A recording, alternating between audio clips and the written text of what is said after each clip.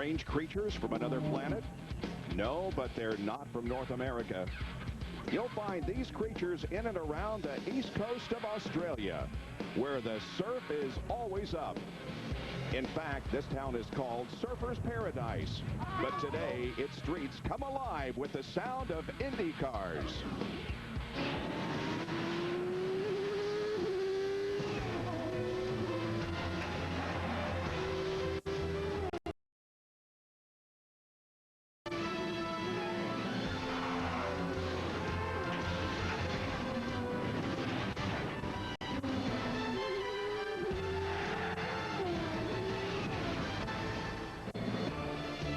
The sun is out. It's a beautiful day in the streets of Surfer's Paradise as we get set for live coverage of the Gold Coast Indy 300 of Australia. Welcome to Firestone Race Day.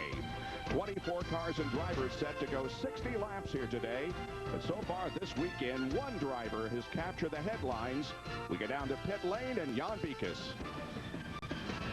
And Bob, without a doubt, the master of qualifying here in Surfer's Paradise is Will Power. And yesterday he crushed the competition, got the pole position for the third year in a row. But Will, qualifying hasn't been the issue. It's always been the race. You run into trouble. So what do you do today?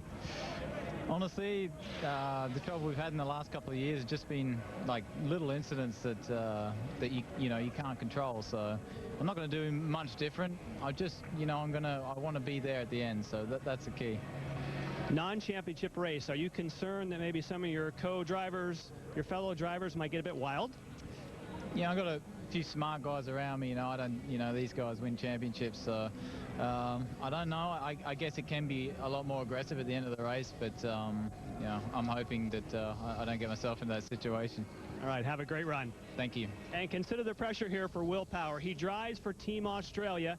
He hails from Toowoomba, which is only a few kilometers from here, and no other won this event. But Will did win on a similar street circuit in Long Beach earlier this year. Thanks for watching Firestone Race Day. When we come back, we'll be just a few moments away from the drop of the green flag and the start of the Gold Coast IndyCar 300 of Australia.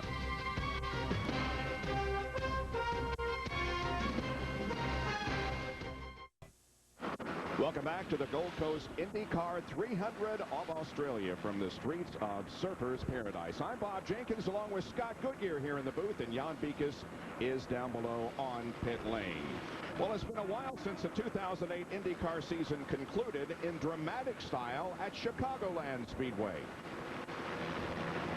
Today, we will crown a champion for the 2008 IndyCar campaign. Scott Dixon will start on the front row. Elio Castroneves will start on the last row. Elio Castroneves started 28th, now working on Dixon for third. Elio Castroneves will be the leader. White flag is out. Dixon on the inside. Elio on the outside. Here they come to the line. Dixon is going to win it as Dixon wins the race and wraps up the 2008 championship. Oh, my goodness. We're looking at the replay. Elio Castroneves, you are the winner of the race. No way. I gotta go and climb the fence. That was my hat.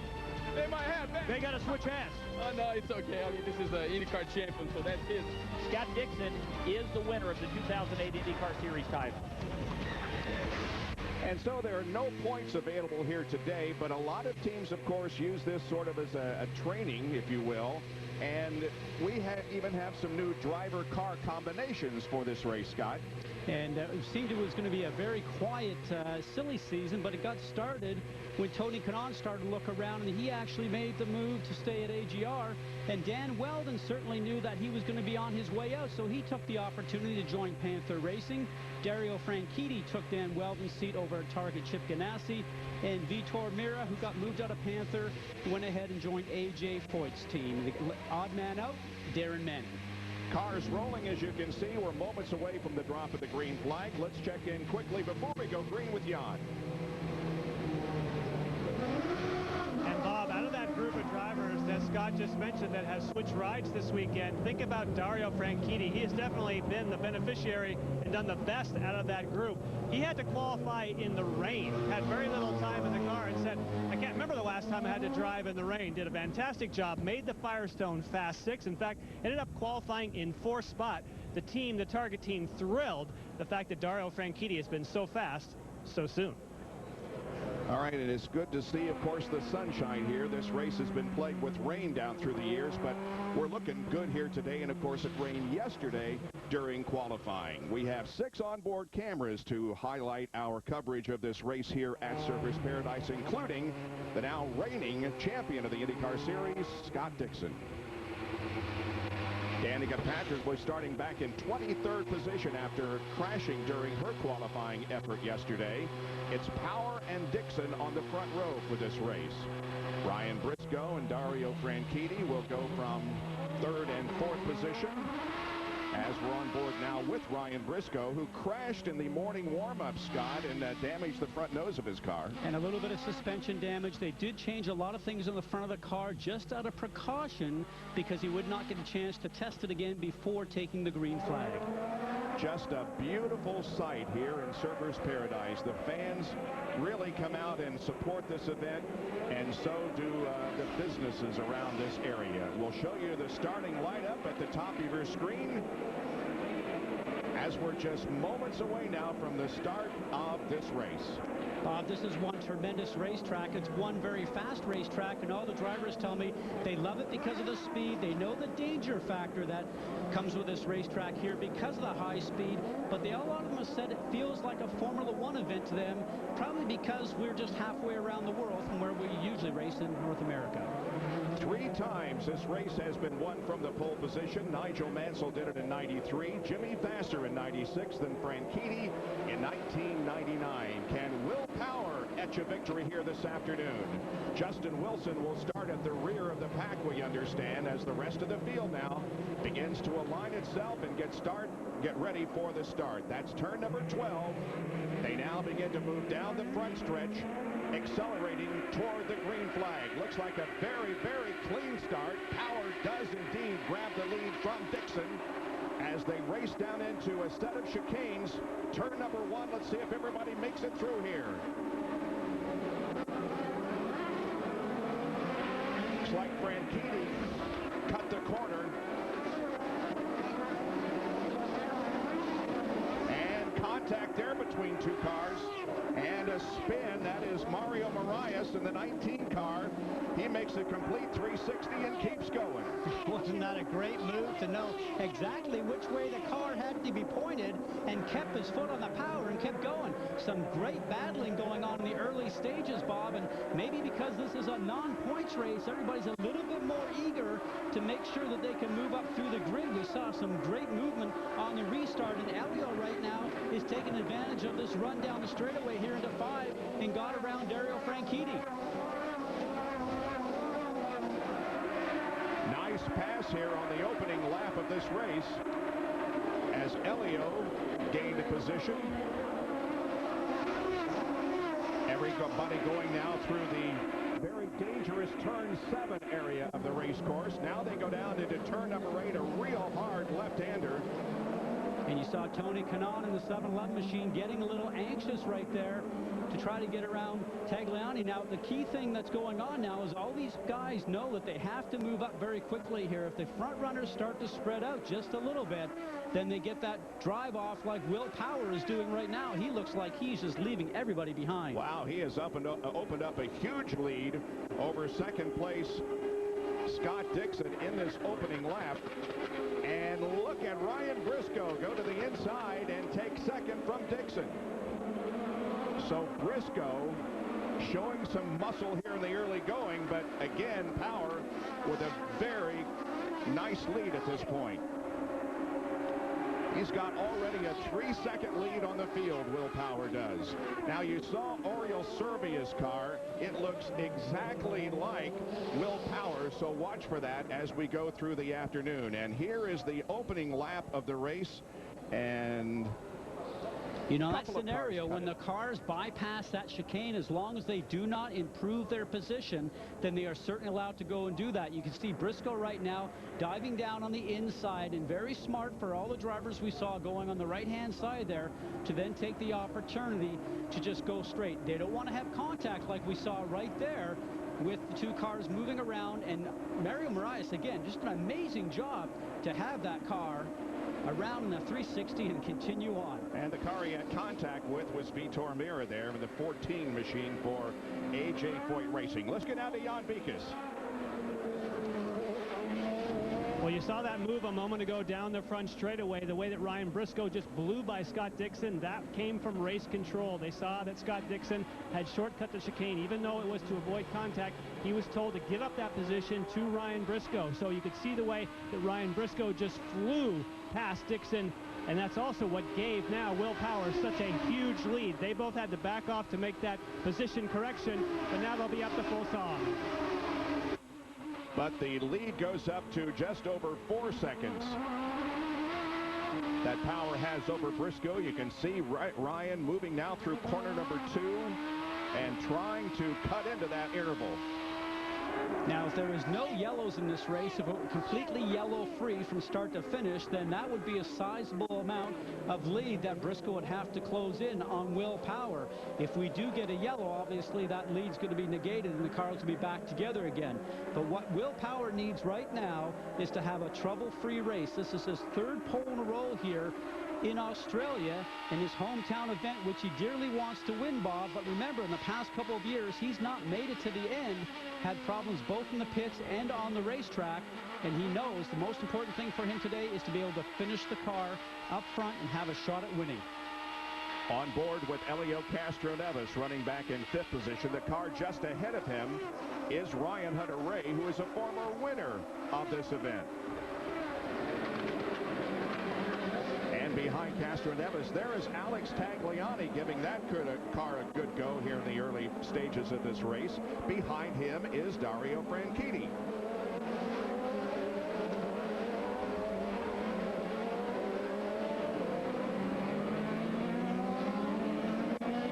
This is turn 11 and 12 coming onto the front stretch. You get this long run going down the pit lane up to 170 miles an hour in 6th gear, going down into turn 1, that chicane that we saw the trouble with of the opening lap.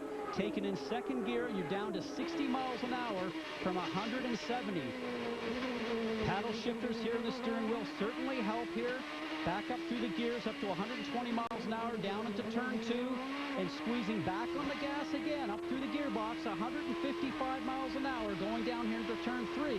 In both turns 3 and 4 are very slow comparative, only about 45 miles an hour. A huge bump here as you come out of 3 towards 4. You see the car in front sort of going around the bump. They know it's there. And this is a long straightaway that runs all the way down beside the sea. It's sort of cool. You know, the beach is on the right-hand side up to 6th gear and 165 miles an hour into turn 5. Very difficult turn. Watch them get down through the gears. A little banking here holds you in, and then you go over the crown of the road. The back end wants to come around on you, and now they come up to turn 7. They know this is the most dangerous part. All the drivers have said that. A very high-speed chicane, about 95 miles an hour. Looking at the wall in the last segment here, right towards the yellow banner. Back on the gas, Bob, and up to about another 150 miles an hour quickly between the tight section. There is Justin Wilson, who finds himself back in 16th position. What's going on there, Jan?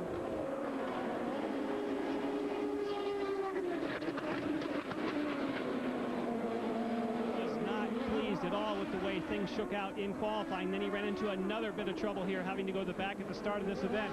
But Justin Wilson is definitely a driver that has a car that can run some of the fastest laps around here. So he, along, will be another person who is hoping for some caution to make it up. He's got speed, but definitely doesn't have track position at the moment. And of course, Vitor Meira is another one with a lot of distance to make up. He has already lost 2 laps after his opening lap contact with Mario Moraes.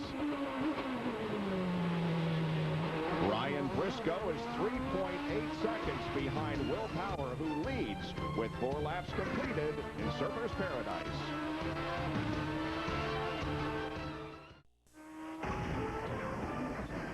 The the Gold Coast IndyCar 300 of Australia, brought to you by State Farm, where great coverage meets great rates. Call, click, or visit and start saving today. And by Volkswagen, Bruton, only minivan in America with German engineering. 5 laps completed here at Surfers Paradise, and Will Power has a 3.7-second lead on Ryan Briscoe, with whom we ride right now for Team Penske. Scott Dixon running third, Ryan Hunter-Reay is fourth, and Elio Castro-Neves is in the 5th position. There is Scott Dixon, who is running in third spot. No pressure on him in this race, as there was at Chicagoland when he won the 2008 championship, becoming the only active driver now with multiple championships in the IndyCar Series. All right, Scott, let's take a closer look at this racetrack. A great racetrack, as I mentioned, a racetrack with a little bit of Formula One flair in it. 12 turns around this circuit, 5 long straightaways here. All the drivers certainly love it.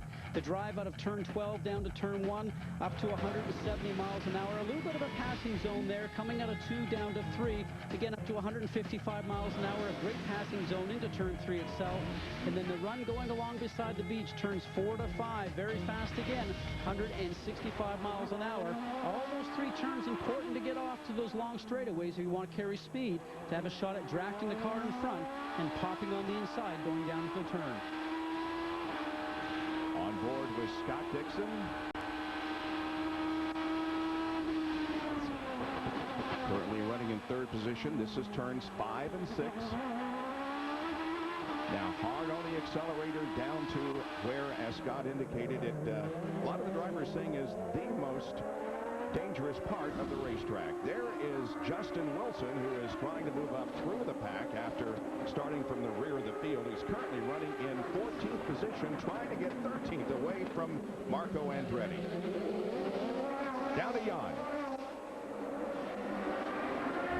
And the problem for Justin Wilson at the start of the event was lack of shift pressure. He was not able to select any gears. He didn't have to start from the back. He ended up falling to the back after not having a great qualifying. Now he's starting to set up a move on Andretti. And he has got him. Nice move by Justin Wilson, moving him up to 13th position. Justin was second quick in the morning warm-up. Will Power was the fastest. Wilson, of course, won on a street circuit at Belle Isle in Detroit. Back on board with Ryan Briscoe. About 3 laps ago, he was 3.8 seconds behind, and now it's 3.1, so he isn't gaining very much on Will, Scott. Well, you're creeping up on it, and Will would certainly know that, because he would be told that over the radio, and knows that Briscoe is just ever so slightly gaining on him a little bit. So as a leader of this race, you're trying to make no mistakes for Will Power, and he'll be peeking in his mirrors every once in a while to see that Penske machine just creeping towards him ever so closely. Now, I have to think the top 3 cars right now obviously have an attachment to Australia, with Will Power and Briscoe and Dixon, all with ties to the home country here. And we have a full course caution coming out for Mario Moraes in the Sonny's barbecue car that has spun down in turn number 1. He is the driver who had contact with Vitor Meira in the opening lap, and now, because the car is stalled on the racetrack, unable to move, we're going to go to a full course caution for the first time. What do you think, Scott? Now, the pit window, someplace around 20 laps, there is a replay of Moraes, and he has severely damaged the rear suspension of that car. Well, he had already hit the wall because the rear suspension was already off the back of the car there on that left rear, as you can see it. So that means he hit the wall previous to when we got a chance to see him. But they said somewhere around 19 to 20 laps they could go on a fuel segment here, and looking at a 2-stop race, somewhere around lap 20, somewhere around lap 40 to make the distance. We'll have to see now who decides to come in and who decides to stay out. If you're in the back half of the group right now and you don't have a shot at winning this race on speed, change the strategy around. Maybe just take an option here and stay out. Move yourself up on the racetrack a little bit and hope the yellows fall your way a little bit further down in the race. And this is the gamble that the leaders have to decide. Do they come in now and take the option under the yellow to add fuel and change tires? But mostly, I would say a lot of them might just sort of hang out. What it does do is eliminate the big lead that Will Power has. We'll take a break while we're under caution here and come back with more of the Gold Coast IndyCar 300 of Australia.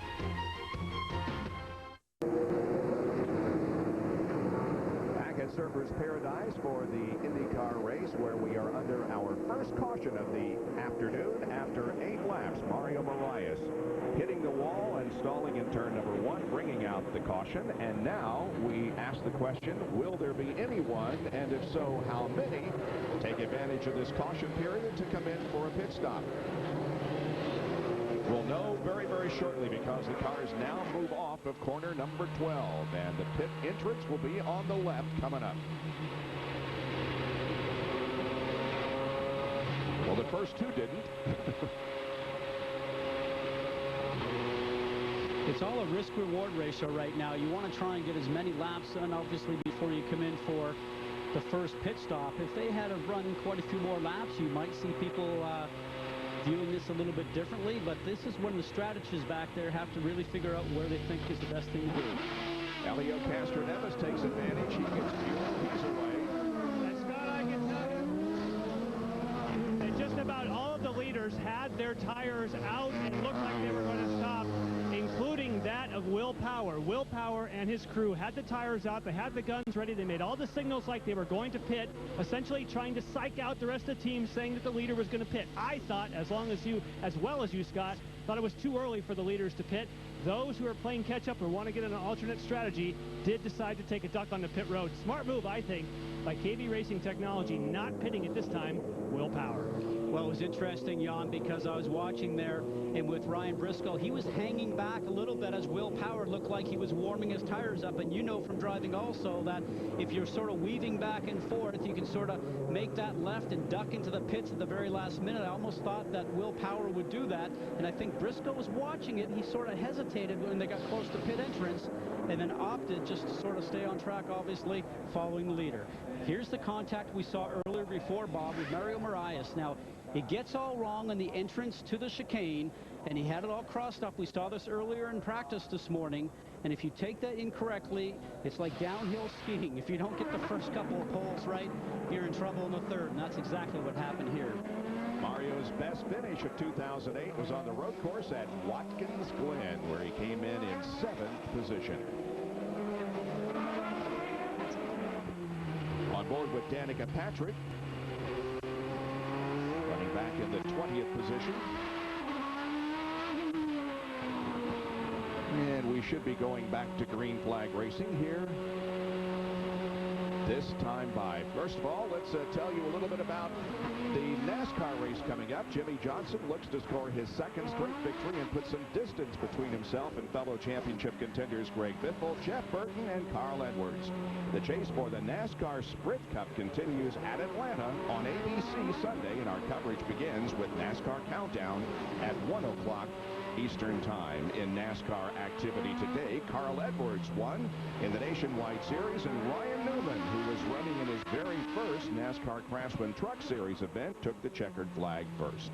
This is interesting, Bob, because Will Power in the car up ahead is already on the gas like about 4 corners before the start-finish line caught Briscoe off guard. He was warming his tires up, and Will Power is long and gone.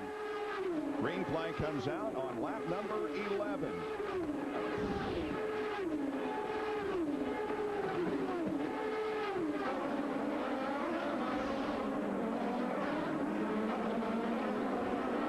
Power, Briscoe, Dixon, very close behind Ryan. Hunter Ray, Tagliani, and Franchitti, all of those guys running very, very close to each other. Here's Ryan Hunter Ray trying to get to the inside of Scott Dixon. That would be for the 3rd spot. And Alex Tagliani looking good in the Conquest racing car, right behind Ryan Hunter Ray.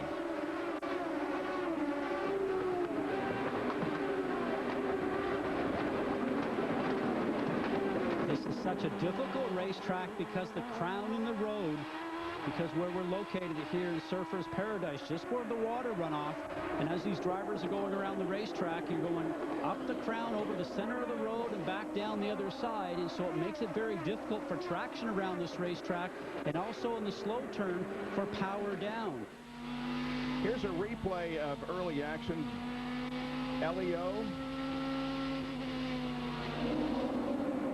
Here's Danica Patrick's on board, and there is contact between Elio and Danica, and she's got a damaged left front wing.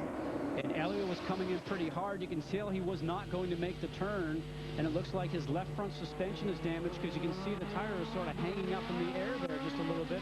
Either that or the right rear is down, creating that teeter-totter effect, because he was going into the middle of that turn and looked like he was not about ready to make it on his own.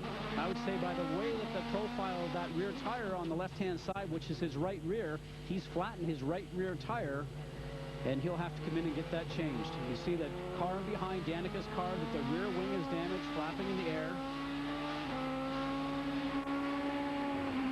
This is back, by the way, for 21st and 22nd position, and both will come to pit lane.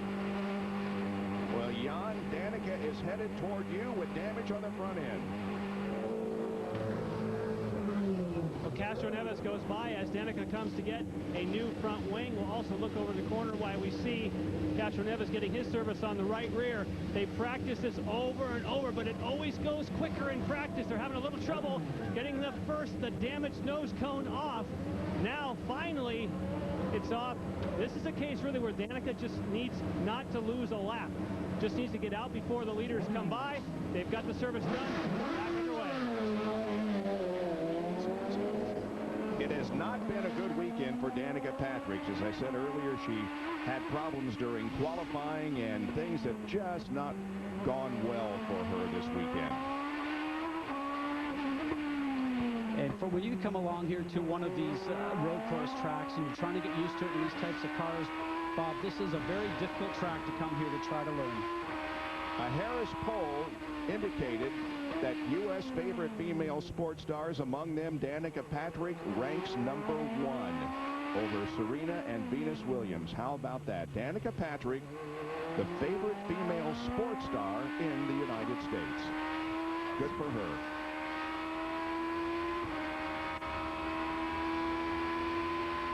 Mario Moraes crashed a few laps ago, apparently is out of this race. Here's Jon Beekhuis with Mario. And he's making his way, the pit walk that no one wants to make after you've had a problem on the course. What happened, Mario? Well, I don't know. In the first corner, I touched with Vitor, and then something on my front wing just broke and fell down in the middle of the corner. How are the track conditions up to this point? Oh, it's okay. It's not a problem. Sorry you're out early. Makes his way back to the huts where they have here. They don't have their transporters, but back behind the pits, each team has a little cabana, as they call it, where they meet with their engineers. So Moraes out of competition. We got a glimpse there of Tony Kanaan, who is running in 8th spot over the bumps.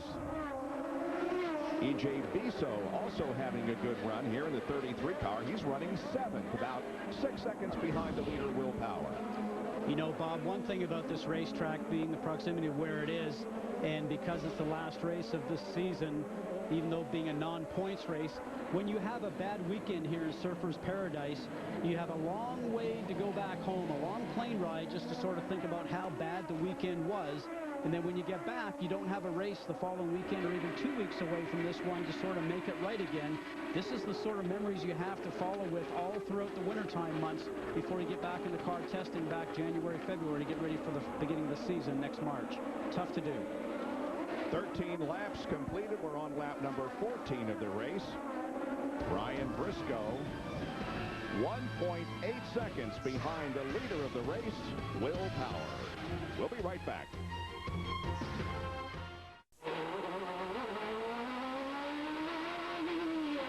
Bob Jenkins, Scott Goodyear, Jon Beekhuis at Surfers Paradise, Australia for the Gold Coast IndyCar 300. On board with Ryan Briscoe, who's running 2nd, now 1.6 seconds behind Power.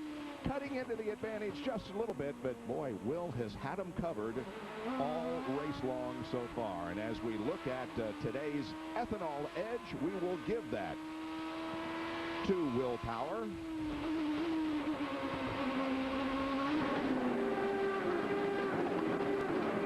He won his 3rd consecutive pole position here at Surfers Paradise, but race finishes have not been all that great. He was 15th in 2005, 12th in 2006, and 16th last year. So good starting positions don't always equate to good finishes. Will trying to break that string here today. Justin Wilson now up to 18th spot. And there's Oriol Servia trying to pass Vitor Meira and doing so. Vitor had that problem before, so he's just a little bit off a pace right now. All those other cars are just filing on by.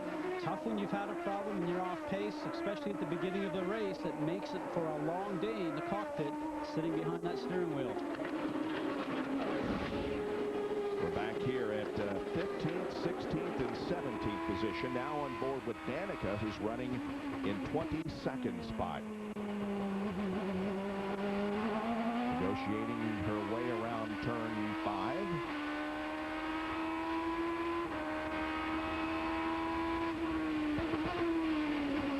Up over these curbs, and watch that wall on the right-hand side. You have to be brave enough to drive towards that wall and time it just correctly that the wheel on the right front of the car just misses the wall by about 6 inches when you go through there. It's almost basically a controlled bounce for that car going through there. In this section here, always dark, always dull. Even when I was there back in the kart days in 1990, the trees just seemed to hover over there and make a shadow. And we saw that part of the racetrack just yesterday, Bob, remain wet for quite a period of time after the rain shower in qualifying, and all the drivers having difficulty getting through there, sun not shining on there and drying off the racetrack. For those of you who were not with us for qualifying last night on ESPN 360, a very weird weather situation. Bright sunshine down in turns 3 and 4, but at the other end of the racetrack, in turn 12, 11 and 12, it was pouring rain, and the track, as you indicated, remained wet for most of the session, causing the drivers to really think which kind of tire that they wanted to qualify on. Well, we started off with rain tires, and then the track started to dry out a little bit, and then the drivers, by the time we got into the final 6 for the Firestone 6 group that they run there at the very end, ended up running on slick tires, and the speeds came up very quickly and times went down very quickly. First and second, and now the interval is down to just a little over 1 second. So indeed, Ryan Briscoe is closing in on Will Power, who's led all 16 laps. So Will just hit the wall. He hit the left front tire, and I saw the wheel break apart, and then he couldn't get the car turned. That was an error. You know, we talked about Briscoe starting to catch up a little bit. I'm sure Will was looking in the mirror and seeing him gain just a little bit, and that was a misjudgment on the entrance to turn 5. Remember, coming down from 165 miles an hour into that banking section of turn 5, driver error by looks of it. Can you believe it? Will Power had him covered in the early going. He has dominated in the practice and in qualifying as Helio Castroneves makes another pit stop. Now, as that wheel shattered apart there as he hit the wall coming through that turn 5 complex, there will be pieces of the wheel on the track. Now this, remember I mentioned a second ago, if you make a mistake, how difficult it is here to think about. You have to wait till next March to race again. Can you imagine how Will Power feels? Now here we go. Down through the gears, top gear down the second, turns in, watch that. Left front wheel just grazed the wall enough to break the wheel and take the tire pressure down. Here we go again. Bang, just enough. You see the wheels flying apart there. He has no steering, and into the wall he goes. Now he did go off the escape road at the end of the straightaway down there in turn 8, because I think he knows his day is done. Wow. How about that? Will Power leading the race, has contact with the wall, and is going to be out of the event. We're on board now with the leader of the race, Ryan Briscoe. Is that maybe the pressure of running in your hometown race, Bob? Because Will Power, as you mentioned, from Toowoomba, Australia, and Ryan Briscoe from Sydney, Australia. And look at his viewpoint from Ryan Briscoe. He goes, wow, I can't believe it. Thank you very much. Jon Beekhuis down on pit lane. with Mark Johnson. And Mark, you're on the radio with Will. The whole race looked like it was in your exactly what you wanted, but then what happened? You know what, Jon, I don't know. He's not in a very talkative mood right now, but the replay just showed that he just clipped an inside wall with the left front and wrinkled up the suspension. So we're done for the day. Just too bad. He had a great race going, doing a great job, driving, hitting his marks, conserving fuel. I think we were, based on what we were hearing on the radio, we were further ahead on fuel than everybody else, and you know, just an unfortunate situation. Well, on the previous lap, the gap closed somewhat. Was he in some sort of trouble when that gap closed to Briscoe? No, not at all. We were actually just looking to try and save just a little bit of fuel to go an extra lap. But like I say, listening to the radio, it sounded like we had at least 2 laps on Hunter Ray, and we were really just trying to conserve fuel to get as far down the road as we can. So. Thank you. Another tough day for Will Power. Wow. 3 pole positions in a row and nothing to show for it in the race. Yeah, so this streak continues that we told you about, how Will has been able to qualify well, but when it comes to the races, his finishes have been very, very poor, and so it is again here this weekend. It's just been unfortunate incidents. Sebastian Bourdain took me out, and last year it was just in the pits, and that put us on the back foot. I had a broken front wing and bent suspension, and it is little things, little details that have cost us the race, and I mean little details like being let out in front of a car. You've got to have everything going right for you, and then the rest is, you know, having a good day and good luck.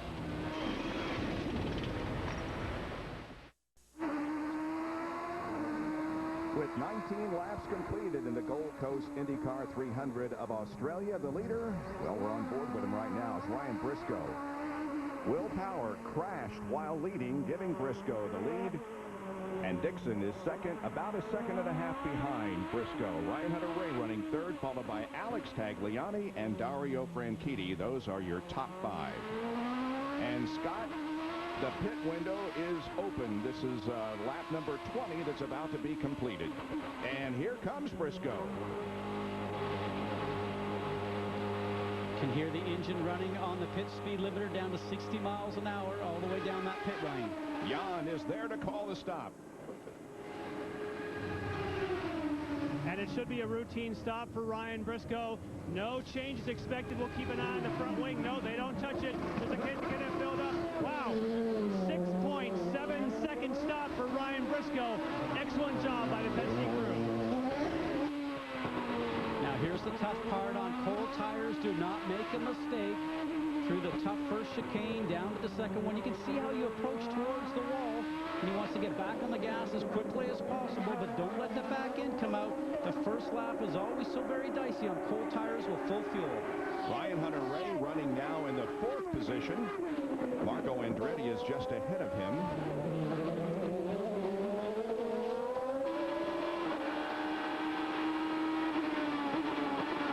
Now on board with Scott Dixon, who's the leader of the race since Ryan came in for the stop. Bob, whose merchandise do you think was the best-selling merchandise so far this week here in Surfers Paradise? I would guess that Scott probably led that parade, huh? Yeah, they couldn't keep it on the shelves fast enough this week.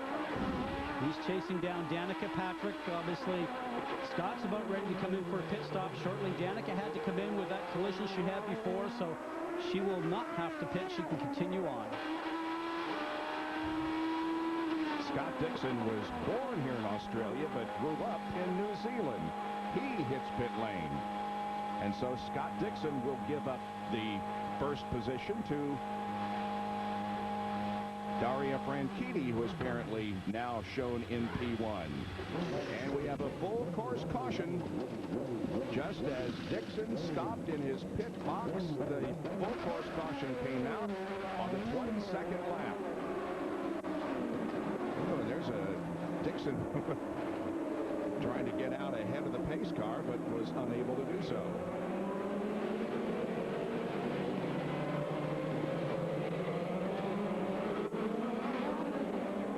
Not sure what has brought out this caution.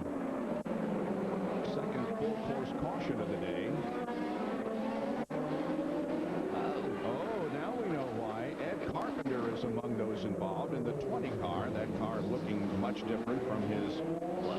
That is tight for everybody to get through. And Graham Rahal and A.J. Foyt the fourth. That's a Vision Racing team meeting going along there with Graham Rahal. Wow. So 3 cars involved. Look how narrow that is to get through there. Just missed. Mira did a nice job. Reminds me of back in Detroit street race many years ago when the safety vehicles are out. We got everybody just parked here and lining up in the queue. That is in turn 8, by the way. Carpenter unable to move. And the other drivers tiptoeing through this area very, very cautiously. Now, the record for the most cautions is in this race, 9 back in 2003. Only one time did we have just 1 caution flag. Oh, we've got everybody stopped here. Now, Danica Patrick, that looks like pretty much a track blocker there in turn 8. And that's why we saw earlier the target car of Dario Franchitti spinning the tires and going around the outside. Now, here's the most important thing, and I think this follows through for all types of Formula Motorsports. And right now, as you can see, Danica's just waving her arm saying, what about me? Come and get me started, get me going. But when the yellow is out, Bob, you never know what's around the corner, so you need to slow down because for certain you got this track blockage going on, but there's safety workers out there. The Delphi safety crew is out there, and that is the most important thing that you have to think about when you're in this situation. And they, of course, have to be aware of the oncoming cars. You can see the yellow flags waving, and in fact, the Delphi safety team pointing her to the inside. Well, yeah, she stalled it. Ah, there we go. Yep. Didn't hit anything, just stalled it. But the Delphi safety crew has to get the other cars going before they can get her restarted and moving again. Now the starters are on board the Honda service trucks, so they'll have to come by, plug in the back, start her up, and off she goes.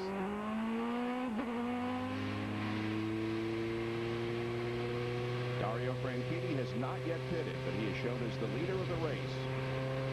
Briscoe second, then Dixon. Alex Tagliani, a very, very good run for that driver. And Ryan Hunter-Reay, that complete the top 5. I mentioned that the race here at Surfers Paradise has only been run caution-free 1 time. That was back in 1993. All right, stay with us for more coverage of the Gold Coast IndyCar 300.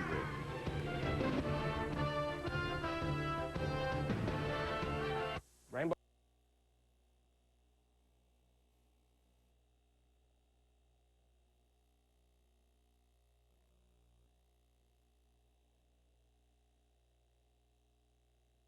Edition, October 28th. Dario Franchitti has just pitted from the lead. Now, if this was an oval track race, you would say that Dario Franchitti caught a yellow just at the perfect time, as lots of other cars take service on pit road.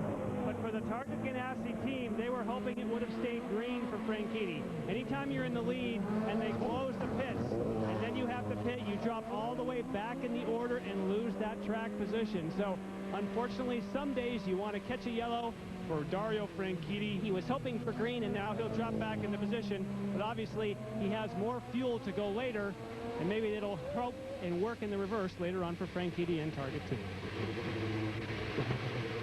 So Ryan Briscoe is shown as the leader here with Franchitti's pit stop. We'll take another break and be right back to Surfers Paradise.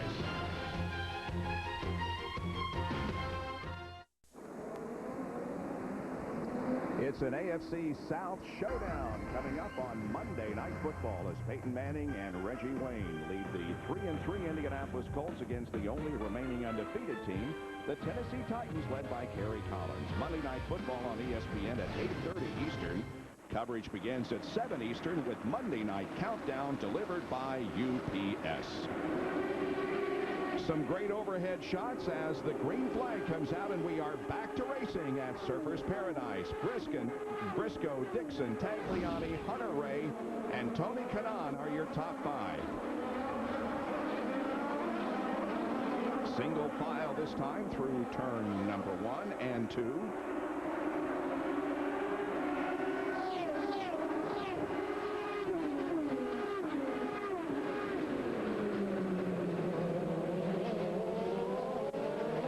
Oriole Servia looking to the inside of Hideki Muto.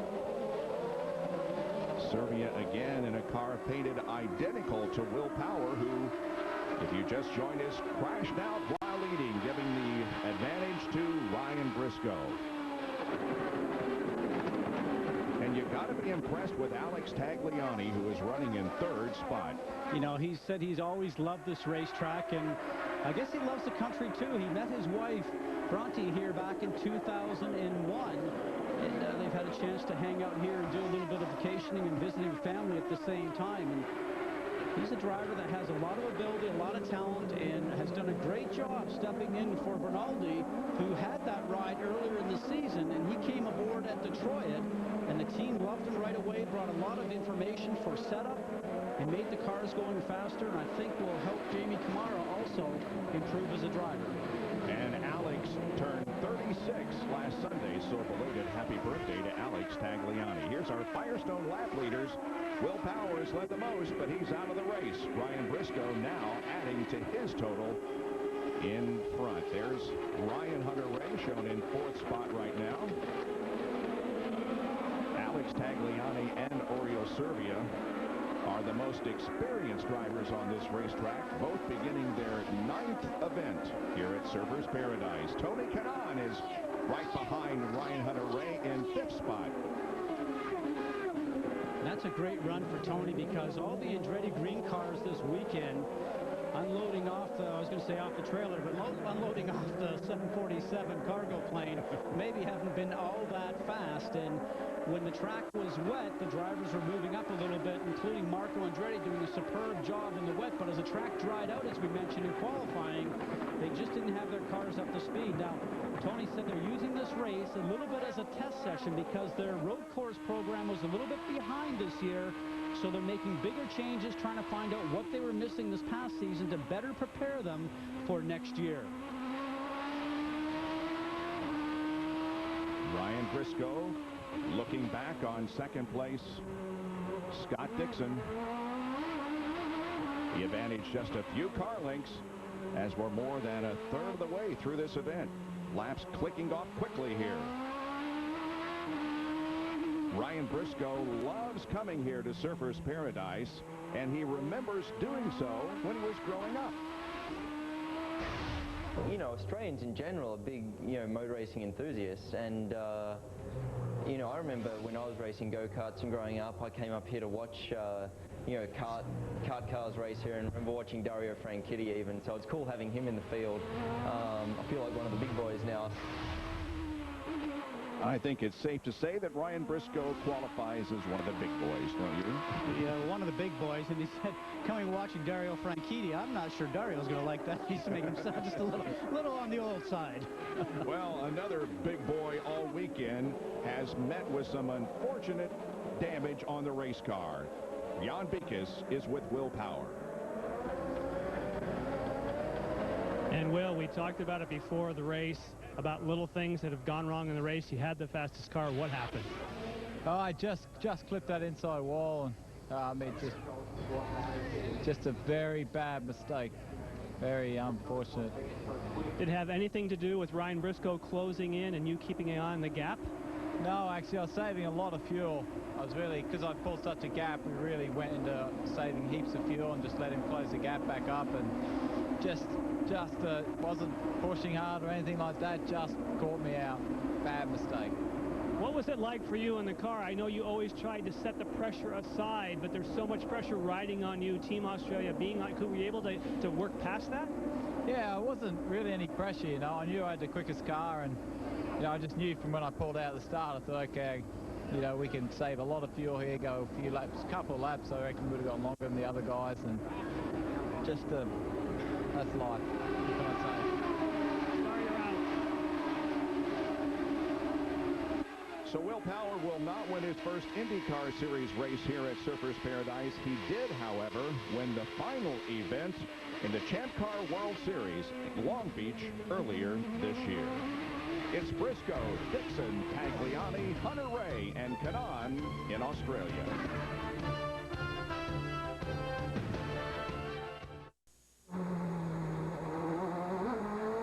You're watching the Gold Coast IndyCar 300 of Australia. I'm Bob Jenkins along with Scott Goodyear in the booth and Jon Beekhuis down on pit lane. Ryan Briscoe is the leader of the race by just a couple of car lengths over Scott Dixon.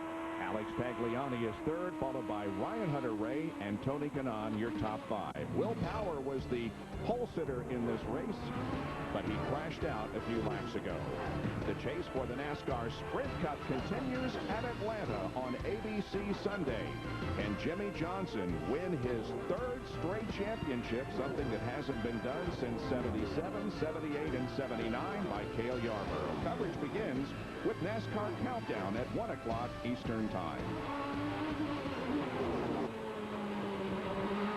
And we understand that Dario Franchitti has encountered a problem on the racetrack. There he is. Car stopped, and that is in turns 5 and 6. And we go to our second full course caution of the day. You know, it's funny because it was Franchitti that needed the full course caution to pack that whole field back up again. Up over the curbing with the right side of the car, upsetting the balance of it, and the back end then comes around because you turn the wheel to miss the wall, which you miscued on the center of the turn there. And so he now finds himself the cause of the yellow, when earlier he was just thinking, if I can get another yellow here to grip this whole pack together, it gives me an option to move back up. We watched Ryan Hunter-Reay go over the bumps in that area during the weekend and clip the tires, which are encased in steel or some kind of metal product.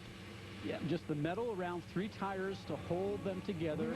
When you walk out there, you can see that when you're going around the racetrack. Now, that's a very difficult turn because it's very fast on the entrance, has some banking coming off the straightaway into the left hand, and then that right-hander is very difficult.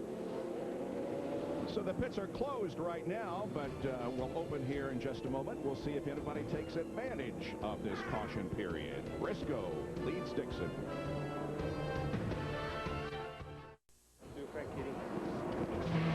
Still under caution in the streets of Surfers Paradise. We're located southeast of Brisbane in Surfers Paradise, Australia. Well, Scott, are we going to see any of the front runners come in for a pit stop? It's only been at the most 10 laps since the top 7 made a pit stop. Well, I bet you quite a few of them do. They didn't last time when they were 9-10 laps into the segment, but little segment in the race. But I would say you're going to have to, just to take advantage of the slow pace out in the racetrack. On board with Franchitti, who caused this caution period, our third of the afternoon. And we see Dario arriving in his pit box to get service from the Target Chip Ganassi crew. Dario returning to the IndyCars after some races in the NASCAR Sprint Cup Series. Gets out.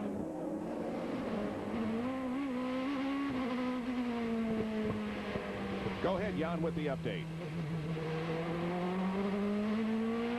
Sorry about that, Bob. With the delay, sometimes we end up stepping on each other, but I can tell you that, Scott, they have been trying to psych everybody out here on pit road, and a lot of the leaders, again, put the tires out, but now that the track is starting to rubber in, I don't think 9 laps into a segment the leaders are going to go for that. They found out what happened to leaders in the future, and remember that saying, yellow breeds yellow. And so oftentimes when you start getting yellows, more are to come, and if you only pitted 9 laps ago, I don't think you take the risk. You want to take later in the order so you can get to the end. For Dario Franchitti, obviously he already lost all his time on the racetrack, just came and got tires. A couple other people on pit road, but all near the back of the pack.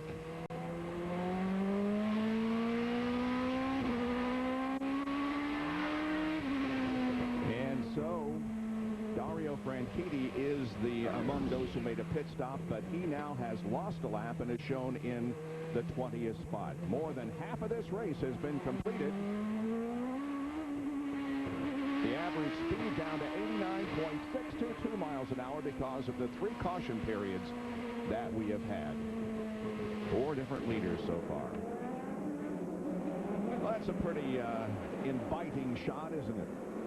So one of the favorite places on this tour right now for all the drivers. There is some question whether or not the series will return back here next year, and they say they will have that news sometime in the next 2 weeks. The IRL officials are meeting with the promoter here in Surfers Paradise this past weekend, and we should know something here in a couple weeks. Okay, down through corner number 12. Briscoe will swing out onto the main straightaway. looking for a green flag and the resumption of racing. Hard on the accelerator. Scott Dixon only about 4 car lengths behind as they race down into turn 1. A series of chicanes. Tagliani hanging right in there in 3rd position in the orange car. Ryan Hunter-Reay 4th. Tony Kanaan 5th. E.J. Briscoe running in 6th position. A good run for that car driver combination. Now down into turn 3. There's Ryan Hunter-Reay, one of the former winners of this race.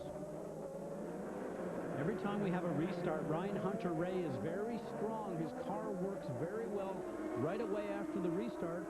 Able to drive it when it's got cold tires. Always seems to be pushing the car in front.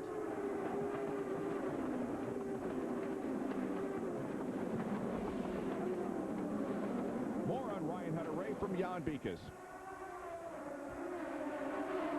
And that's a great comment, Scott, when you talk about how his car works on cold tires and he's still pushing to get by Tagliani. But he also was very happy with his car in the rain. So if I read between the lines from an engineering standpoint, if you like your car in the rain and it's good on cold tires, it's probably set up a little softer. You want your car a little more compliant when the tires are cold or you're driving in the rain. So it may not be good when the track's hot and the tires are hot, but right now he's very racy. Very much so. Brian, of course, was the winner at Watkins Glen earlier this year. His win here in 2003 at Surfers Paradise came on a very wild weather day, as we have seen many times here. It was rainy. It even hailed that day. The race ending in the dry conditions, but Ryan Hunter-Reay the victor in that race in 2003. There's Kanaan, Briscoe, and Oriol Servia, Will Power's teammate, who has worked his way up to 7th spot. And Bob, you're talking about Ryan Hunter-Reay. He's one of the couple of drivers that are not signed so far for next season. Even Justin Wilson, I know that they have an option on Justin's contract with the Newman Haas Lanigan team, and they have not signed him as of yet, as the report goes. So still a few drivers out there with possibilities for next year. On board with Elio Castroneves, right behind Justin Wilson, trying to get to the inside to pick up a spot. And Justin Wilson getting hung up there, losing his momentum from the car in front. And Elio able to take advantage of that. Justin Wilson had just made a pit stop and is getting back up to speed.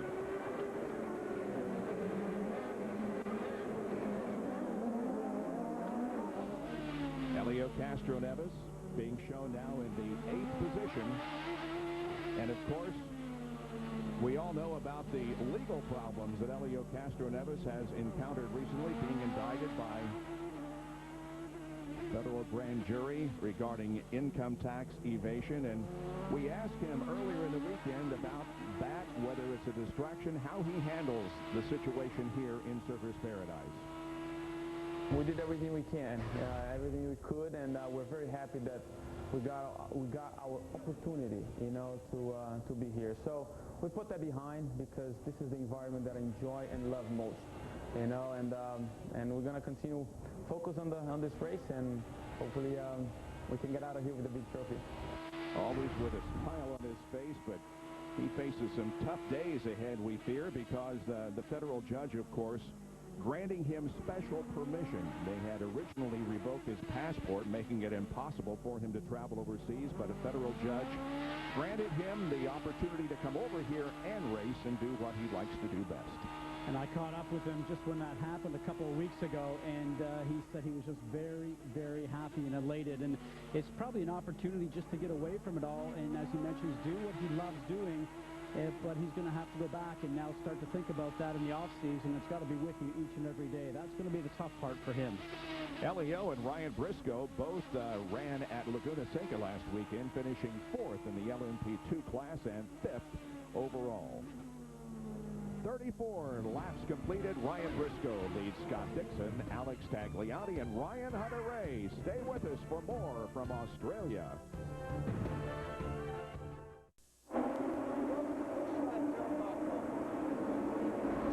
Back back in Surfers Paradise, where a tough day has just ended for Tony Kanaan. Climbs from the car, right rear suspension damage. It was so severe the team did not try to go and make the repairs. So in the concrete confines of Surfers Paradise, Australia, unfortunately, a damaged 711 machine for Tony Kanaan. His day ends early. Tony was running in the top 5, but the suspension damage will put him on the sidelines for the rest of the afternoon.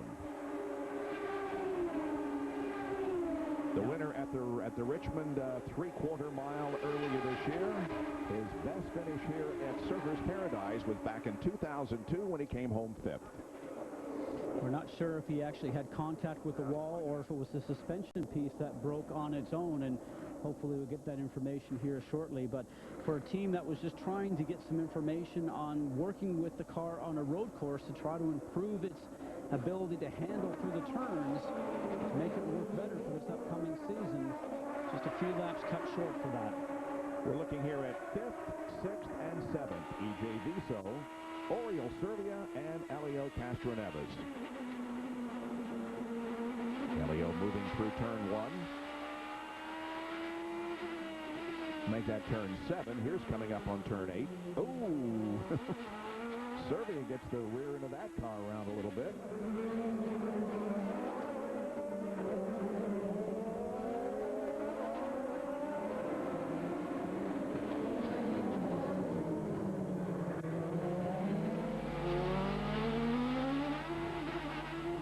Down to Jon Beekhuis, who is standing by with Tony Kanaan. And Tony, we see the damage on the right rear. What happened? I don't know.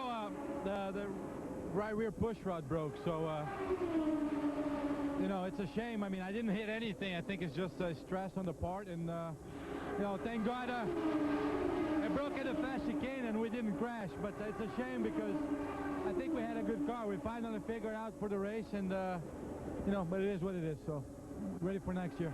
You've talked about how you almost used this as a test day by trying different settings on the car. Do you think you found what you want for next year?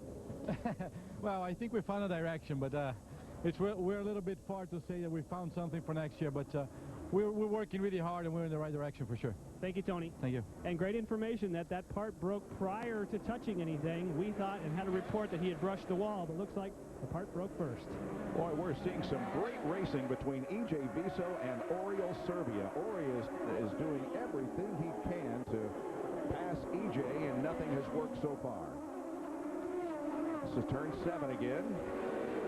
Now, E.J. is a guy that, remember, had a lot of heat put on him by a lot of other drivers this season for what that was called reckless driving, and the league even had a few discussions with him to try to make him understand exactly how he races here in North America.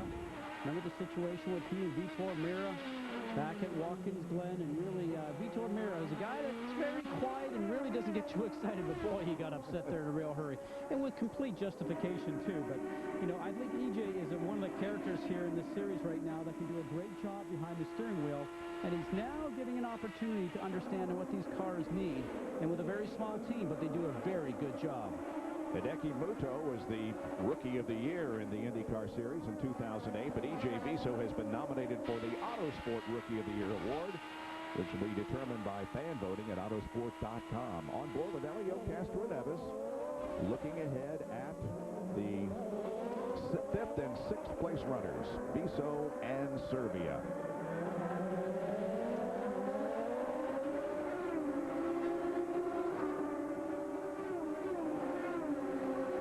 Let's now turn our attention for the GoDaddy.com trivia question for this event.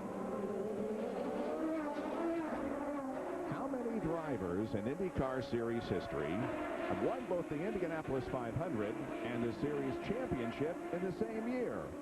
I'll give you a little bit of a hint. There are 4. Think about it in the next few minutes, and we'll give you the answer when we come back with more racing from the Gold Coast IndyCar 300 of Australia. 38 of 60 laps completed.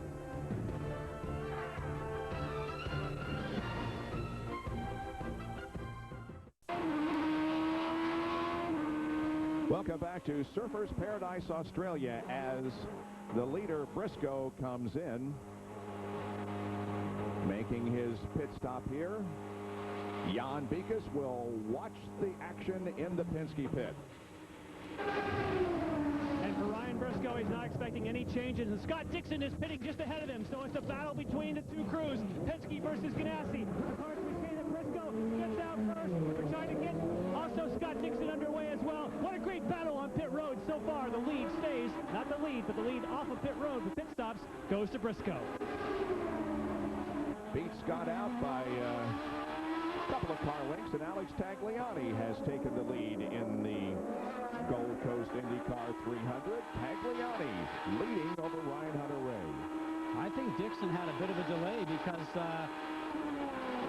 when the Penske car went past him, Briscoe had not too much of a lead, but it looked like Dixon just had a bit of a bobble on the way out, and that, I think, is why we got a bit more of a gap than they had coming in.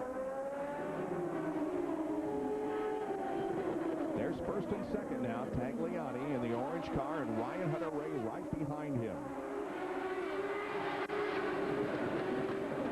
These guys will need pit stops before too much longer. It's been 19 laps since Tagliani and Hunter-Reay had pit stops.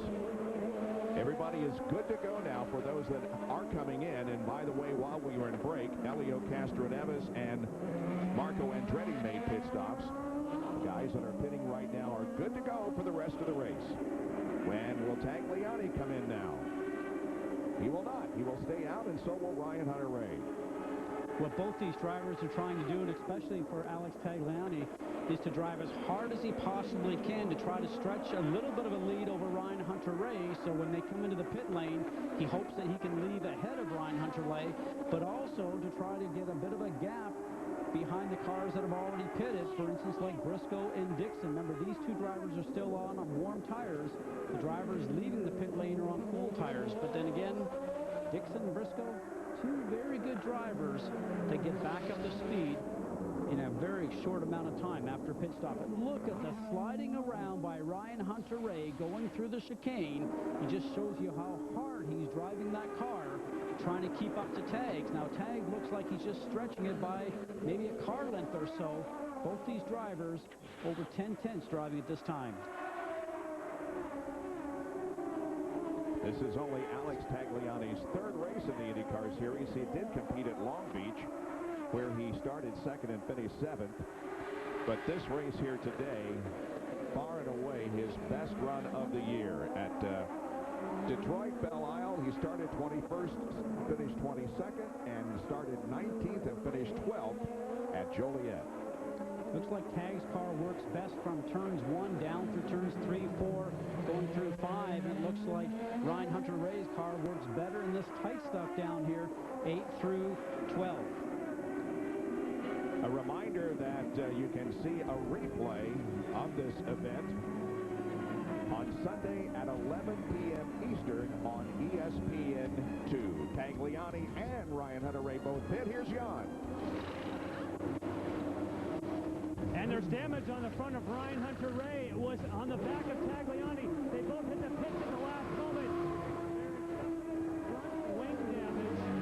Now he beats Tagliani out, so he gets out ahead of Alex Tagliani. But there was definite wing damage on the front of the car after contact on the entrance to pit road. But I don't think it'll slow him down. Here's what happened on entrance to the pit road, and there's the contact. Car slowing down from the speed coming off the racetrack into the pit lane. Remember, it happened to get down to that 60 miles an hour by the entrance to pit lane. Ryan Hunter-Reay just ahead of Scott Dixon, and here once again is the replay and the contact between Ryan Hunter-Reay and Alex Tagliani. Now, that really wasn't on purpose, just to let the people know at home. It was just a case of Ryan Hunter-Reay trying to carry just a bit too much speed going into the pit lane. And, Jon, you have more on the contact? I do. There was a conversation today in the drivers' meeting that for those who were pitted at pit in, they actually, like Alex Tagliani, had to brake before the pit speed limit. And they warned the other drivers who were behind that in order for them to make the pit box, they'd have to hit the brakes before the 60-mile-per-hour limit. That was the case for Tagliani. So he had to go for the brakes. Ryan Hunter-Reay was yet to the point where he had to go 60, caught him by surprise, and pow. On board with Dario Franchitti, who is a lap down. E.J. Viso had the lead for a lap, but he relinquishes to get his second pit stop, and he roars back out onto the racetrack. Meanwhile, with all the pit stops now having been completed, Ryan Briscoe is back at the front of the field. And Viso comes out just ahead of Tagliani and Graham Rahal, who is now up to 6 spots. So Rahal has steadily moved through the traffic to get himself a good position. Well, earlier we asked you how many drivers in IndyCar Series history won both the Indianapolis 500 and the Series Championship in the same year. There are 4. And the answer to our GoDaddy.com trivia question, Scott Dixon in 2008, Dario Franchitti in 2007, Sam Hornish Jr. in 2006, and Dale Weldon in 2005.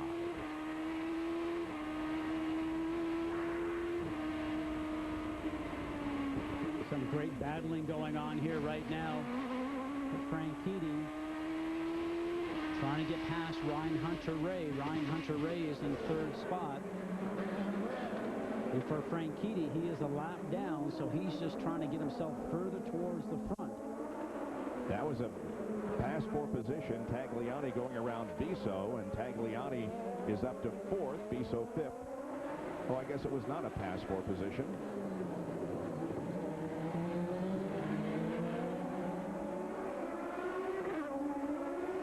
And okay, there's the word. E.J. Viso was ordered to allow Alex to go around. Race control making the order. There's Graham Rahal, now in 6th position for Newman Haas Lanigan Racing. Oriol Servia just behind him, and Oriol joined this team here last year at the Surfers Paradise race. They've worked very well together, Oriol Servia and Will Power. Everything's not confirmed for that team for 2009. Everybody expects the drivers to stay there and everything to stay intact, but we're still awaiting announcements from the group to see if that would be the case. Just 16 more laps to go in this event.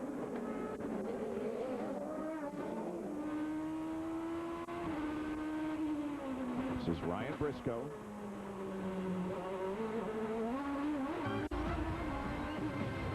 Should be a good game on Monday night as the Indianapolis Colts go against the only remaining undefeated team, the Tennessee Titans, led by Kerry Collins. Monday Night Football on ESPN at 8:30 Eastern. Coverage begins at 7 Eastern with Monday Night Countdown delivered by UPS.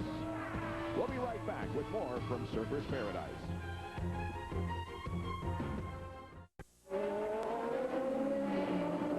Welcome back to our coverage of the Gold Coast IndyCar 300 of Australia from the streets of Surfers Paradise. I'm Bob Jenkins along with Scott Goodyear. Jon Beekhuis is down on pit lane. The leader of the race is Ryan Briscoe by about 1.1 seconds over Scott Dixon. Ryan Hunter-Reay is 3rd, followed by Alex Tagliani and E.J. Viso. Jon Beekhuis reports from pit road. Report for Ryan Briscoe. After that last pit stop, they radioed to Ryan and said, Ryan, it's all up to you. And with all the talk about Team Australia and never an Australian winning this race, don't forget he's not from Toowoomba like Will Power, but Ryan Briscoe hails from Sydney, Australia, so he has a shot. Not that we want to throw the drinks at him, but certainly he does have a shot at being the first Australian to win this Gold Coast event. Right now they say, you've got enough fuel, you can do whatever you want. It's all up to you. Sydney, about 600 miles from Surfers Paradise. He won 3 national karting championships in Australia, then moved to Europe when he was 15. And Ryan Briscoe comes here this weekend. How about the stress level, Ryan? Are you yet just here for a test, to here to have fun? What's your mindset? Didn't change a whole lot. I mean, for sure we're not focused on, points so much, but it almost feels like we're kicking off a new season again. We've had a couple of months away, and here we are back. Everyone's here, and you got some driver swaps with new teams, as it will be next year. So it almost feels like first round of the 09 championship. But in saying that, it's not. But I think a lot of us are going to be using it as a test session, going into 09. Just a little more than 12 laps to go for Ryan Briscoe. While we were away, Graham Rahal relinquished his top 6 position for his final pit stop. He dropped back to 10th. And there is Scott Dixon, the champion for the 2008 season, running in 2nd position. And then back to Ryan Hunter-Reay and Alex Tagliani.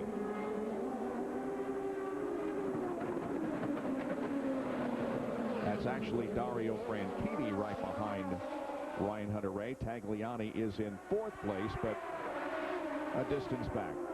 Another 7 seconds behind Ryan Hunter-Reay, so he's fallen off the pace after that last pit stop. Not clear if some changes were made, either with some tire pressures possibly, but there he goes, bouncing through the curbs.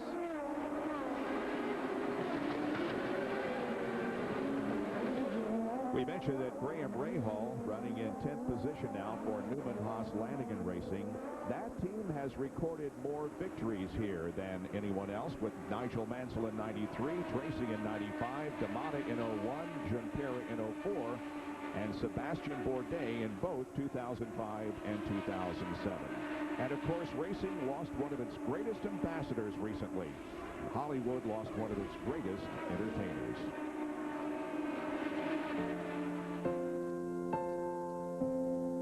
Paul has something unique. He's enjoyed life all the way through. Paul was really amazing as a race car driver. That's sort of the Paul, really, that I know. If he'd found racing before he was a star, he might never have been a star. He loves it so much more. I don't think there's anything better than this. I figure, if he can do it, and being 15 years older than I am, I figure I got 15 years left. Of course, as a car owner, he was very competitive. For a team that is so used to winning, that is a sweet moment. This one means a lot, and this one's also for you, Paul. Probably the best owner you could ever have. I feel privileged that I was able to drive and be a part of that legacy. A guy that has achieved what he's achieved, and just be a normal person and a kind person, he's a myth to me.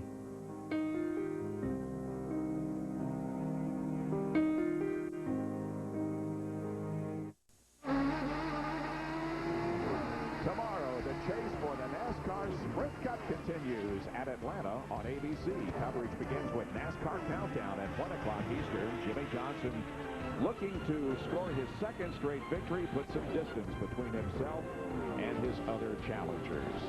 Trying for his 3rd straight championship.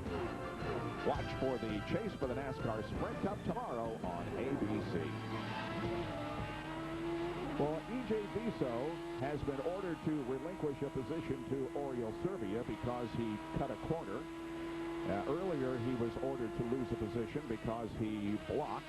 So now E.J. Viso, despite the fact that he has lost 2 positions, is still running in 6th spot.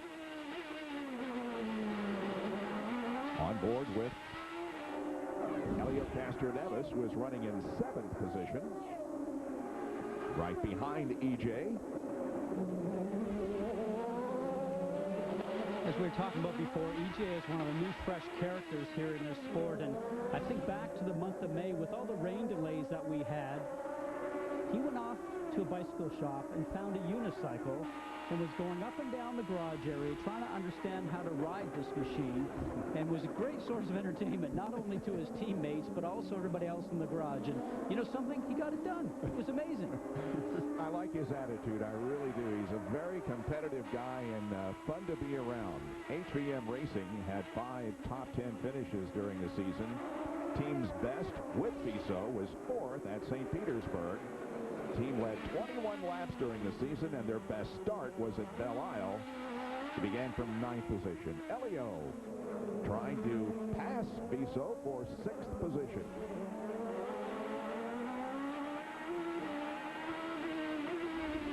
Just 10 more laps to go. Our Firestone lap leader summary shows that Ryan Briscoe now has led the most laps and will walk off with the honor in that category, because Will Power, of course, is out of competition. And there is Ryan with about a 2.3-second advantage on Scott Dixon. Now, if this was a points-paying race, which we described before, it is not, but you get a couple of points for leading the most laps in an event, which would go to Ryan in that scenario, but not here this weekend. But most importantly for Ryan Briscoe, born and raised in Australia, has said he didn't get a chance to do much racing here past his go-karting days, and this would be something that he would cherish, and it would be a nice memento for him to finish off the season here. First season joining Penske Racing on the IndyCar side, and take that trophy and put it in his mantelpiece. And we ask him about his stress level coming into this weekend racing. It's fun, you know, especially for me, it gives me kind of a cheap ticket to go home, you know, so close to New Zealand and the team pays for it, so that's always a bonus. But, you know, I think for us in our situation and teaming up with Dario for the 09 season, it gives us a bit of an insight to what we can expect, you know, how to work together, you know, the different driving styles. It's almost a bit of a prelim, so it's the same for some other teams out there. It was, you know, tough. Losing Dan, he definitely helped me a lot in winning those championships, or, you know, the championship run that we had in 07. But I'm definitely looking forward to it. It's going to be a hell of a year. Scott Dixon, in addition to winning the championship, set a couple of records, or at least tied one. He set a record for most laps led in a season, 899, and he tied Dan Weldon for most wins in a season, 6. Weldon accomplished that back in 2005.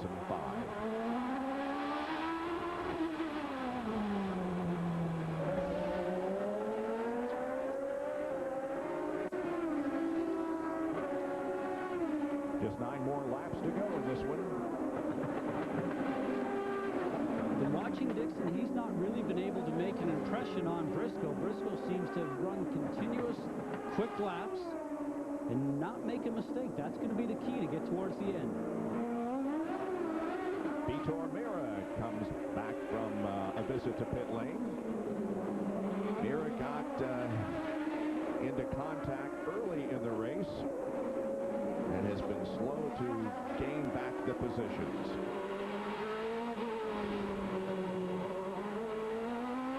Nothing ahead of Ryan Briscoe right now. He sees clear racetrack ahead of him, enjoying a 2.3-second lead now as he moves through corner number 12.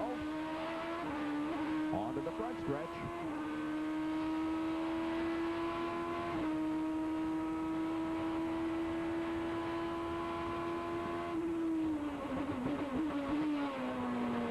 Right now we have 15 cars on the lead lap. The last car on the same lap is Bruno Junqueira. Should be a good game on Monday night.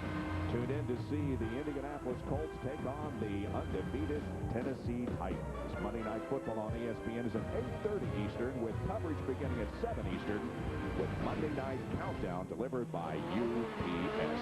Stay with us. We'll be right back.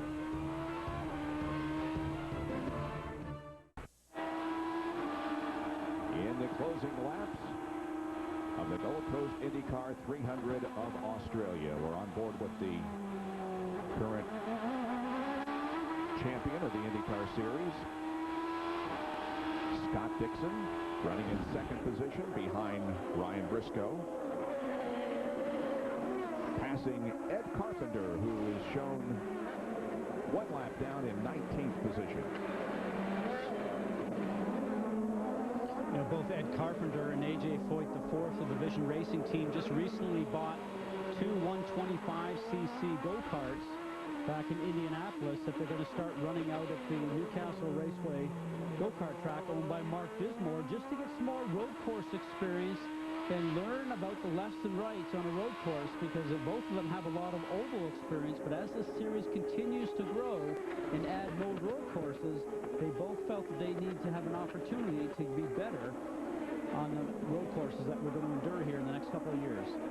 Let's get out to Jon Beekhuis with a report on our leader, Ryan Briscoe, with a 1.5-second lead on Scott Dixon.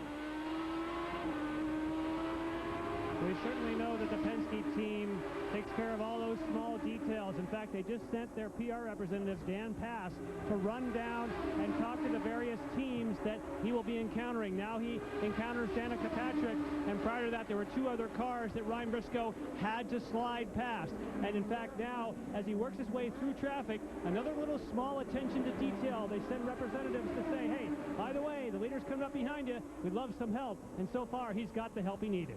And that pit box that he was in there was the one of Andretti Green Racing for Danica Patrick, and it looks like Ryan Briscoe now has gotten around her. In 11 races in which Team Penske has competed here in Australia, they have earned 6 top 5 finishes, including a 1-2 finish in 1992 when Emerson Fittipaldi took the checkered flag and Rick Mears finished second at Surfers Paradise.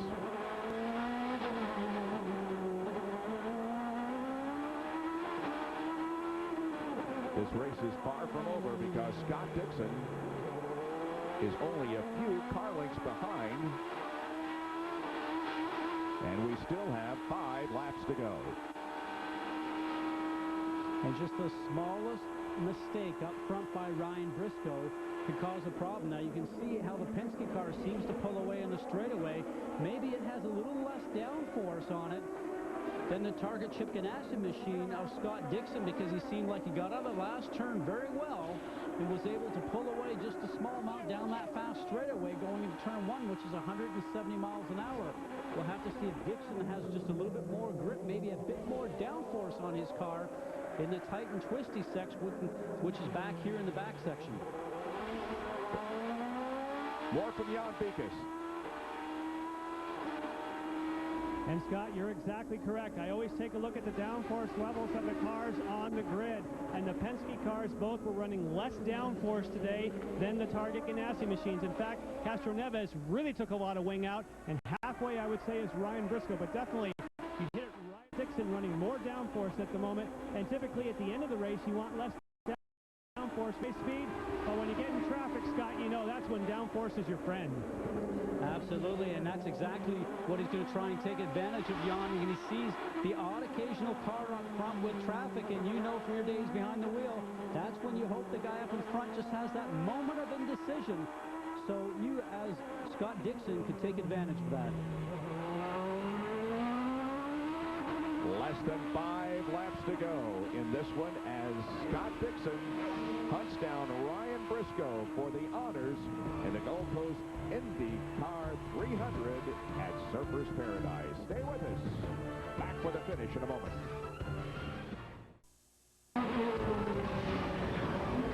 The Gold Coast IndyCar 300 of Australia, brought to you by Wrangler, makers of Wrangler 5-star premium denim jeans. Those helicopters have been buzzing around the city all week, and they're really cool. As you can see, that thing was going backwards. And they're actually below the top level of some of the buildings around here. It's amazing how they get away with that. I think that, I don't know, it just makes it a little scary. Yeah. Around the apartment buildings and the hotel complexes here. Less than a second advantage for Ryan Briscoe. You can see how close Scott Dixon is. Coming up on 3 laps to go in this one. I don't think Dixon's got anything for Briscoe, Bob, because if he did, he'd be putting the nose of his race car on the back gearbox of the Penske machine up above, and looks like Briscoe's going to have to make some type of mistake or catch traffic to allow Dixon to have a shot out of it. But coming in at each of those slow turns, going down these long straightaways, of which there's 5 here at the track in Australia. Briscoe just gets a good run coming out of the turns. Power down is not an issue for him, and he just gets to pull away from Dixon. Dixon has competed here twice previously and finished 15th on both occasions. He finished 15th in 2001 and in 02.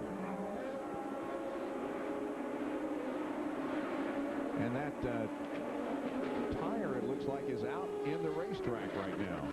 And usually you'll see the yellow, as you see, flying right there. Now, is there a car further down the racetrack that has caused that tire barrier to be moved out into the race course? We'll have to wait and see.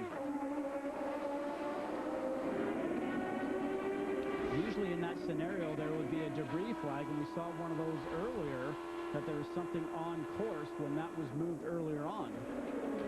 2 laps to go now. Ryan Briscoe, of course, won twice during the 2008 IndyCar season. His first victory coming at Milwaukee on the oval.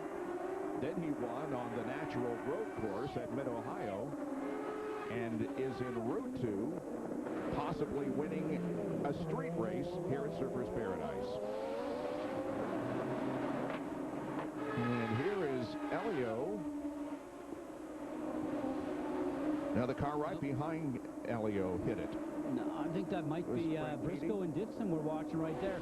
Briscoe gets through there, and Dixon just catches it with a suspension. Wow.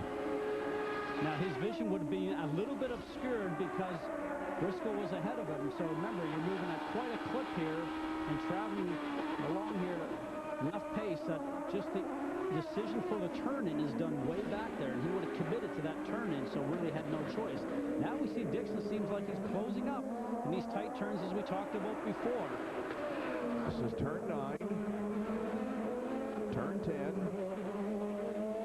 now down to 11 and 12, and then onto the straightaway to take the white flag. One more lap to go. Remember, a lot of pride here. Ryan Briscoe from Sydney, Australia.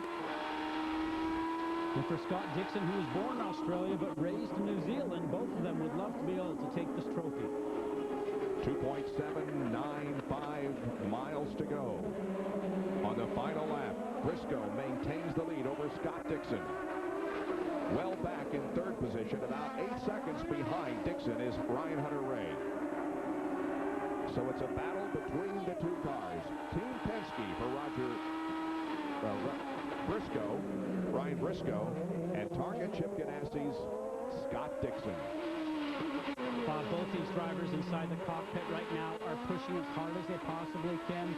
Their heart rate is going up real high, and you're just trying to drive it as fast and as hard into the turns as possible. As you and I talked about during the qualifying show yesterday, there was a point during the early part of the 08 season where people were saying, when is Roger Penske going to fire Ryan Briscoe? He's just not performing up to Penske standards. He turned everything around with the victory at Milwaukee, and Ed Carpenter is into the tire barrier on the final lap of the race. Local yellow only.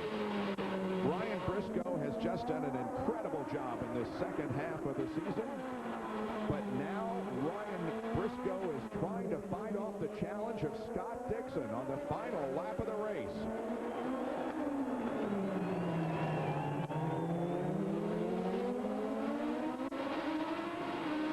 Onto the front stretch. He can see the checkers. And there it is. Ryan Briscoe wins at Surfers Paradise, Australia. Scott Dixon finishing a half-second behind. Ryan Hunter-Reay comes home in 3rd spot, 9.1 seconds behind. So Ryan Briscoe has his 3rd victory of 2008. It comes here in his home country of Australia. We'll be back to talk with him and wrap it up in a moment. All the smoke is from the donuts that Ryan Briscoe has just done in turn 7. He wins the Gold Coast IndyCar 300 of Australia here in Surfers Paradise. Ryan Briscoe headed to victory lane. Ryan Briscoe started this race in third position, led the most laps, took over the lead initially when Will Power crashed while leading.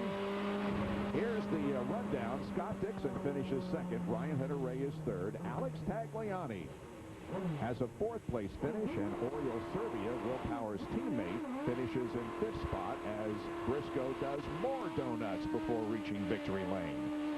E.J. Viso was in sixth position. Here's the rest of the rundown.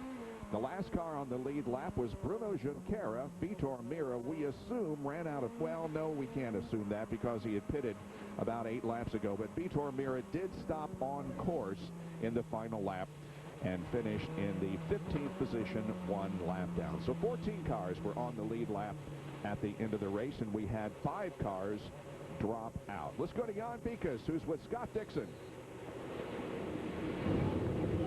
Yes, we see the leader roll in, and while he climbs out of the car, just over here to his right, we have Scott Dixon. The camera has left me to try. It's a bit like Australian rules football. We wanted to get a quick word there with Scott Dixon, but if you don't get your spot for the leader when the first Australian ever wins on the Gold Coast, you've got to make your move, and we're trying to get in to get a quick word with him. But what a fantastic day for Team Penske, for Ryan Briscoe. Again, the first ever Australian to win this event on the Gold Coast. Ryan, we're short on time, so we'll dive right in the car. Congratulations. Thanks very much. Man, what a race. It's what a way to finish the year and kick off into 09. Just a dream to win in my home country. Got to thank the whole team at Team Penske. They gave me a perfect car today. What about the heat at the end from fellow Australian-born Scott Dixon? Definitely made you work for it at the end. Yeah, he did for sure. Looked like with the low fuel, he was coming on strong. I got held up a little bit with some lap traffic there, but I knew I just had to keep it off the wall, and I had a strong car, so it was just a great day. Fantastic day for Scott Dixon as well here as Ryan Briscoe. Come on out, the Penske team, everyone ready to congratulate the first ever Australian to win on the Gold Coast. And the hometown fans go crazy as Ryan emerges from the car victorious at Surfers Paradise. Scott, entertaining race, enjoyed it. Well, you know, this whole complexion of this series is changing as we add more road courses to this series and adding the Toronto event next year. Road course drivers will become a premium, much like Ryan Briscoe. Just a reminder that the Gold Coast IndyCar 300 of Australia can be seen again at 11 p.m. Eastern on ESPN2 Sunday night. For Scott Goodyear and Jon Beekhuis, I'm Bob Jenkins. Thanks for joining us for this finale, the final race of the 2008 IndyCar season. This has been a presentation of ESPN, the worldwide leader in sports.